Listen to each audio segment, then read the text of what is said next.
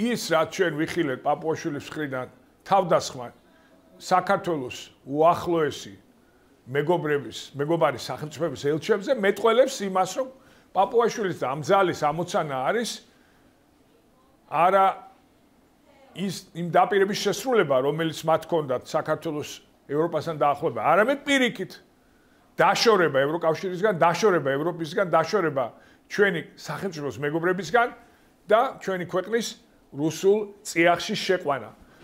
სწორედ ამას ადასტურებს. პაპუაშვილი იქნება თუ მისი მსგავსი სხვა სპიკერი, რომლისგანაც ერთი კრიტიკული სიტყვა არ გაგვიგია.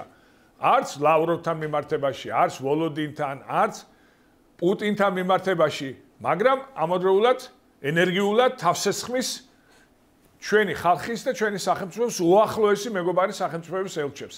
კიდევ ერთხელ ადასტურებს მისი მიზანი, ამ ძალის მიზანი და მისი სპიკერების შესაბამისად მიზანი არის ჩვენი ქვეყნის დაშორება იმ გზისგან, რასაც ქვია ევროატლანტიკური გზა და რისკენაც მიისწრაფვის ჩვენი ხალხი.